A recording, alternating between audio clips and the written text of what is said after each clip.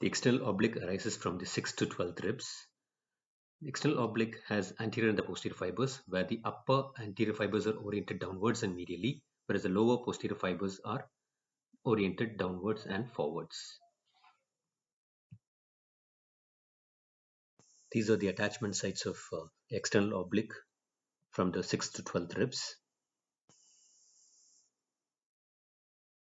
The zigzag lines of origin of upper fibers of the external oblique fits in with the origin of the serratus anterior, thus interdigitating with them.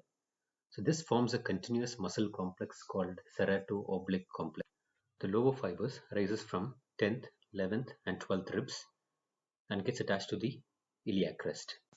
Whereas the anterior upper fibers arises from 6th to 9th ribs and forms a external oblique aponeurosis medially, which helps in forming the rectus sheath along with the other muscles of the abdomen. This is the external oblique aponeurosis, which thickens distally to form inguinal ligament.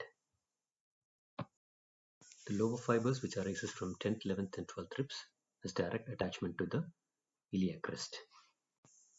Next, coming to the internal oblique muscle, which has upper fibers, which arises from the thoracolumbar fascia, middle fibers, which arises directly from the iliac crest, and the lower fibers, which arises from the inguinal ligament.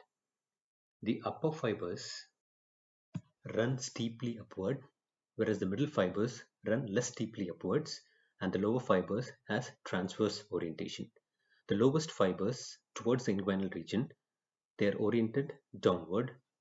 The upper fibers of the internal oblique attaches to the lower three ribs, that is 10th, 11th and 12th ribs. The remaining fibers of the internal oblique forms an aponeurosis, which splits and envelops the rectus abdominis, thus forming rectus sheath along with the external oblique and the transverse abdominis aponeurosis. This architecture is present above the umbilicus, whereas below the umbilicus, the internal oblique aponeurosis just passes anterior to the rectus abdominis. Next muscle is the transversus abdominis. As the name suggests, their fibers are oriented in a transverse direction, except the lower fibers which run obliquely downwards.